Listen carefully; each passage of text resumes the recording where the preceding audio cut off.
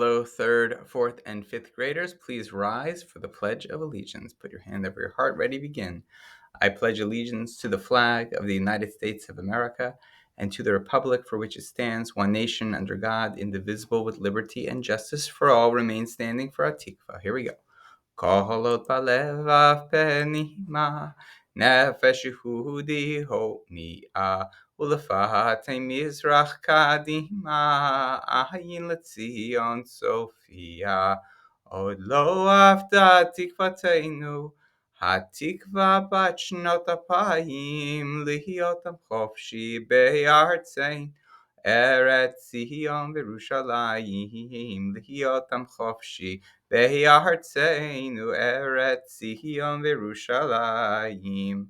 Ya yadadadam, ya yadadadam, kivanu v'acharta, v'yotanu kidashta, Baruch atah Hashem.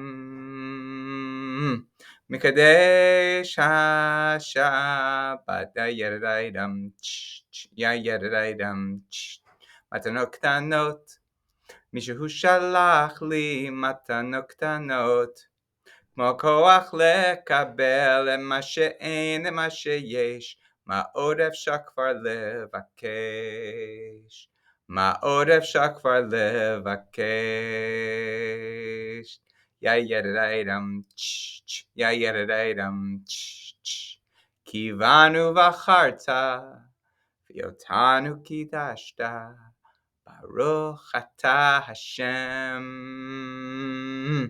Mikadesh HaShabbat. Here we are, folks. We are still counting the Omer, but look, we are so close to Har Sinai. We are so close to the holiday of Shavuot.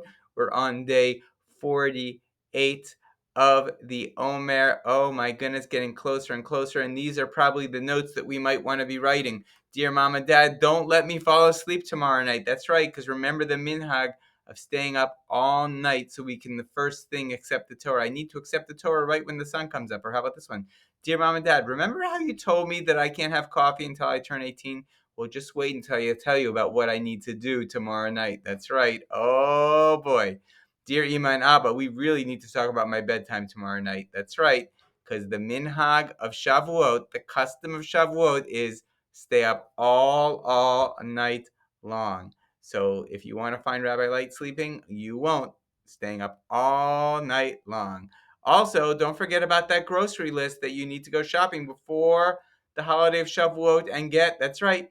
Only dairy is allowed. And our third graders know that dairy can also be called milchik, right? Only milchik stuff is allowed. Only dairy stuff, milky stuff, milchik is how it's said in Yiddish. Or in Hebrew, chalavi, rak chalavi, lo bisari, not meat stuff, rak chalavi. And if you happen to be buying dairy stuff, I'm going to suggest that you add this to your list this year. Why is that? Well, first of all, I had it last night for the first time, and they are ta'im oda. Delicious. And look at that, they actually kind of look a little bit like a mountain because they have all this yummy stuff. And well, what do you know, look at that, it has that kosher sign right there. So it's not treif, it is kasher or kosher. This could be a fun thing to eat on Shavuot night. It fulfills all the necessary things that you need. 1, it's dairy. 2, it's kosher. 3, it kind of looks like Mount Sinai. And here's a few other things that might look like Mount Sinai. We've got other dairy Shavuot favorites: cheesecake, ice cream, and whipped cream. Yep, you can have that on your list. All right, everyone. Remember this song? Yum da da da hey da hey da ay ay ay ay.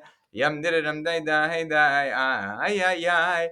Yum da da dum da da da da ay ay ay. Yum da da dum da yum da da dum da da. ובאו כולם בעברית יחד, נעשה ונשמע, אמרו כאחד.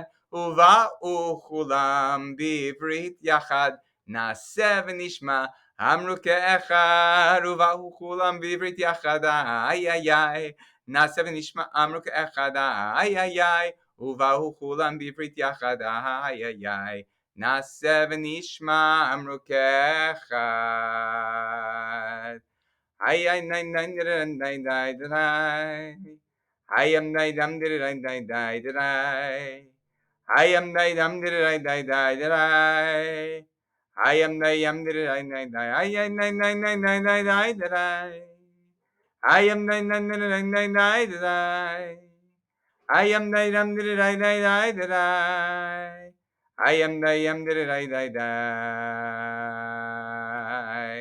I want to talk for a moment about emunah. I want to talk about loyalty for a moment because, like we heard about this song Naseh v'nishma amru ke'achad, that the Israelite people, instead of saying, we want to hear what this Torah is all about before we accept it, we're not quite so sure we want to accept the Torah. We want to lishmoa first, and then we will la'asot. No. The Israelites said, we will do and we will listen. Well, now that is really showing a lot of emunah, a lot of faith, and a lot of loyalty, a lot of a sense of, God, you're probably doing something that is good for us, Hashem. And if you want us to have this Torah, there must be good within it. But I want to tell you actually another story. And this is kind of the nice story about Naaseh v'nishma. But I want to tell you another story that is very much part of the Jewish tradition. It's not really found in the Torah itself, but it is a little bit in the Torah because the Torah says that the Israelite people were El Mol Hahar, were next to the Har, next to the mountain, and it says they were Tachat Hahar. They were underneath the mountain, right? Tachat can mean next to, Tachat can mean under. What does that mean, being under the mountain? Well, check out this midrash. Check out this idea. There were some people that say, here were the Israelites standing at Mount Sinai, and what did God do? God actually lifted up the Torah, held it over the Israelites' head, and said, listen, will you take the Torah, please? And just know, if you don't, I might just let this mountain go, and it might fall right on top of you. So here, all of the people say, Na'aseh v'nishma, Na'aseh v'nishma, Na'aseh v'nishma. But that doesn't seem like there's so much emunah. That doesn't seem like there's so much faith. That seems like there's a lot of pachad, a lot of fear. So that's a story that we have to ask ourselves on Shavuot. When we got the Torah, was it because we were afraid? Was there pachad? Or was it because of emunah, of loyalty? Let's just take a vote for a second.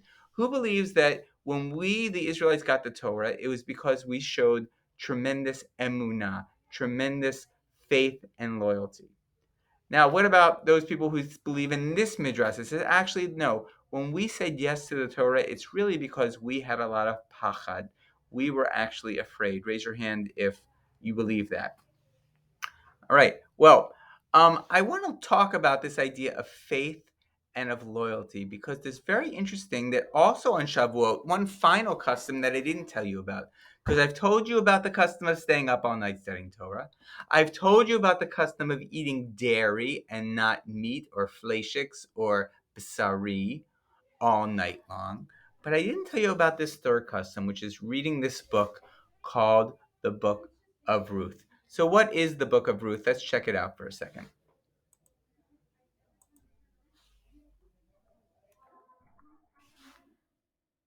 Let's check it out for a second. God's story, Ruth. So part of God's story is about a woman named Ruth, and it begins like this. Ruth lived in a place called Moab and was married to a guy who was part of God's special family, the Israelites. A few years later, though, Ruth's husband died. Instead of returning to her family, which would have been expected, she stayed with Naomi, her husband's mom. Naomi tried to get Ruth to go back to her family in Moab, but Ruth wouldn't leave Naomi, no matter what. In fact, she wanted to go back to Israel with her. Ruth said, "Your people will be my people, and your God will be my God." So they both returned to Naomi's home in Bethlehem. Back then, though, it was hard for women to find work. Usually, they had to be taken care of by their husband or a dad. It's really hard to imagine that now, but Naomi and Ruth might not have even known how they'd survive. At first, to get food, Ruth went to the fields of a man named Boaz and followed his harvesters around. If they dropped anything, even just a piece of grain, she picked it up. This was called gleaning. Ruth worked from morning to night and barely even took a break. Boaz noticed. He told his workers to leave behind some extra grain for her to gather. When Naomi heard about this, she was overjoyed because Boaz was Naomi's relative and what's called a family redeemer. That meant that it was his responsibility to take care of his family. If anybody was going to rescue Ruth and Naomi, it was Boaz. So, as we see in the story of Ruth, we see actually a lot of emunah.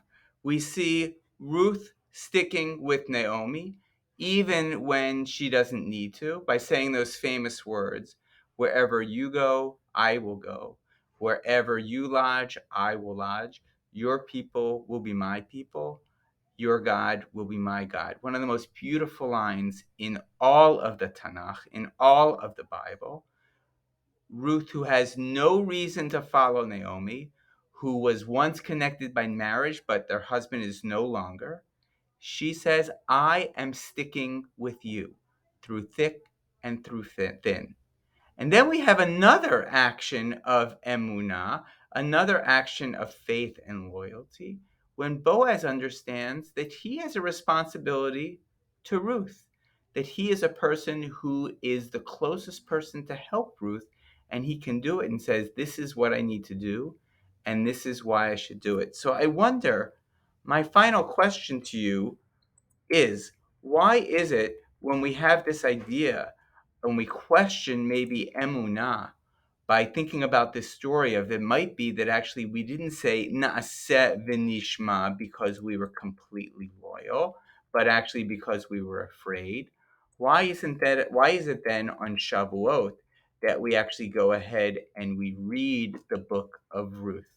So I'd love to hear your answers to that, and please send them my way, either via your teacher or just come and talk to me. Why is it that of all the possible stories we could read on Shavuot, why do we read a story that highlights both Ruth being loyal and showing emunah and faith to her mother-in-law, and Boaz doing the same for Ruth? Have a great day, everyone.